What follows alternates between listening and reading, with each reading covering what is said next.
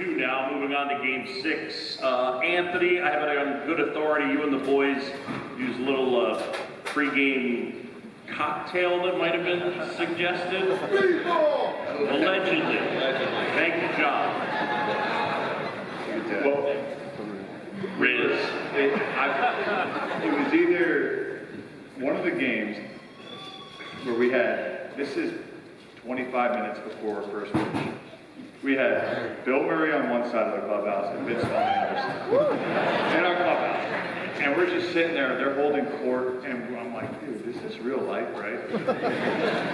And Bill comes up to me, Bill Murray, and he's wearing like this fishing vest outfit.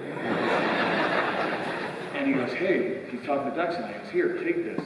He pulls out a 5-hour energy and a thing of Woodford Reserve. It's one of the, like airplane shooters. Because I call it speedball. You get the upper and the down. Ducks and I are like, oh, fuck it. Like, adrenaline, you know, whatever, we'll do it. And sure enough, adrenaline or peer pressure. I mean, if Bill Murray tells you to do something, so it's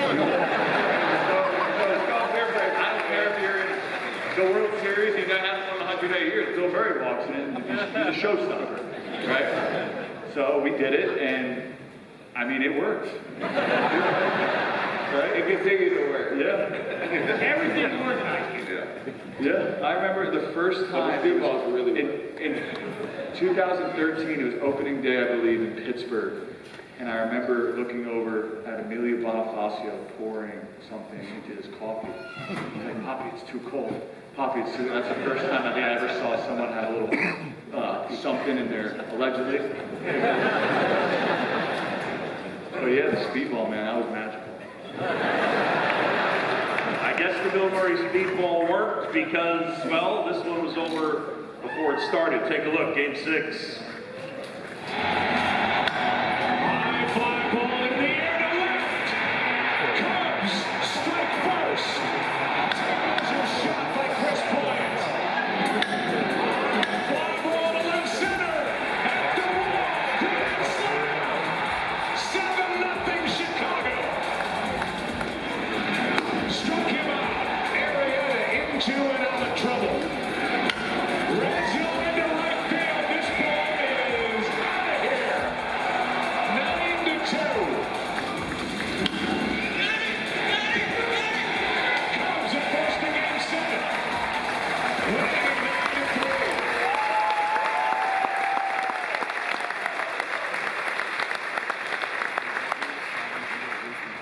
So now game 7 has been forced, and Rossi, I guess the one thing going into game 7, there was a little bit of a dispute over Mario Kart. Oh man. Well, I woke up that day, my son got super sick, game 7, last game, I know it's my last game, and I walk in, I'm going, you know, it's kind of chaos at the hotel room. I walk in, thinking about all the guys, everybody. I remember Matt Caesar coming up, how do you feel it's your last game? I'm like, screw how I feel, let's lock it in. I see Rizzo and Dex and everybody playing Mario Kart locked in. I'm like, can we lock it the fuck in? Can somebody pay attention? We got game 7. This is like how I carry these guys. What made it so well is like, they didn't get nervous about anything. I'm like, we've got to win today. Like, we can't get all this way and not do it. And we've got Kyle on the mound, and he's locked in, but all these guys, Riz doing his whole Rocky routine, and, you know, he's like up there butt naked, just like, Ron Jones comes in, kind of squirts him with the shoe cleaner, and he's mad in the shower. I gotta go in there. I'm like, it's not how many times you get knocked down, it's how many times you get back up. And he sprints back in, he's getting it right there. He's back in. I mean, the emotions before the game were just as crazy as the emotions during game 7. But the media circus in all the World Series games on the field, there's every single outlet, everyone's out there. So I didn't take BP one time in the World Series. I didn't go out there. I didn't want to see it because it was just a circus. So we just. You don't need that many swings to go over before, right?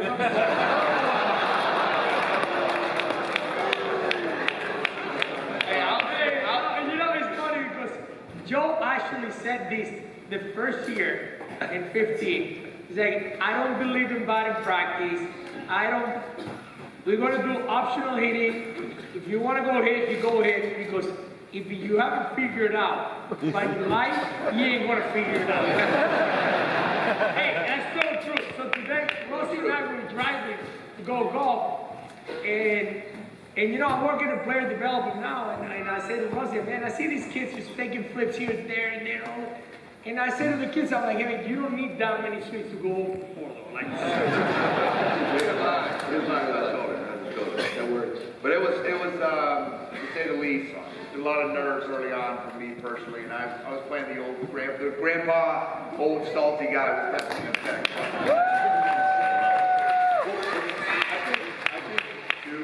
I know we're getting into the game 7, but seeing all these videos now just brings back. You can pick out any single guy on our team that year, and I can tell you 20 stories of why he was helped us win the World Series. That's, I think,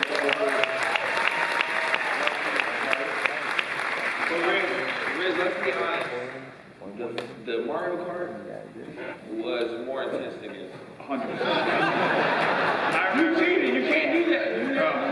I remember looking at Jason Kipnis in Game 7. I'm going, thank God there's no baseball tomorrow. That's how tired. We're going on a 2-year, damn near bender on our team. We are celebrating every win. We are having fun. We are enjoying life. And Game 7 comes, the emotions of all of it. I remember just looking at Kip, and I'm like, and he looked at me too. He's like, yeah. I'm like, hopefully we win though. To go like what you're talking about, and that's a good point. It brings it back, and I know we're on Game 7 right now, but to go back to 2015, Joe signs with the Cubs. First day of the season. It might have been spring training. I don't remember Joe when he made the speech, but you're like, hey guys, listen, we're going to celebrate every single win.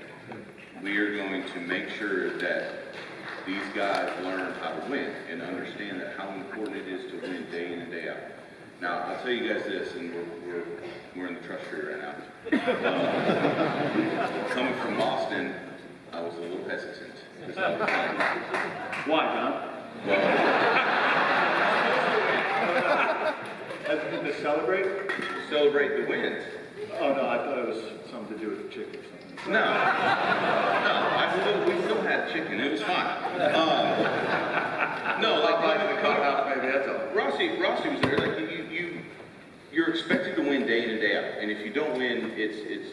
Pedroia said it. He said it was 162 single game seasons of Boston, right? So it's the roller coaster and all this stuff. So we come over here, and the first couple of days, you know, you're into it, you're having fun, and there's no way we can sustain this for the whole season. And Joe does, Davey does. And by May, you're like, this is awesome. Shout out our coaches. We got a great coaching staff.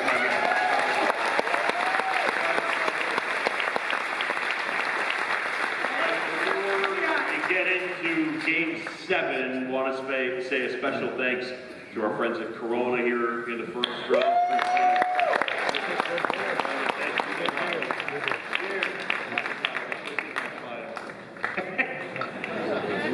Riz, it means beach, right? Every time he says it. We had so many people behind the scenes that they were phenomenal. Yeah, Phenomenal. for sure. But one of the guys behind the scenes is the pitching coach for the Cubs. Tommy Haddock. He was behind the scenes, and he was, for the catching staff though, he was awesome. He was phenomenal. The reports, everything was spot on. He was perfect. A lot of people don't see it, don't give him credit because, like I said, they don't see it. But like us, we respect the shit out of that. Those guys were on it. Day in, day out. We have two of the most unique coaches in the game, and one is still doing it. I don't know what Boris he's doing exactly right now. What is He's in San Diego. Okay. Tim Buss.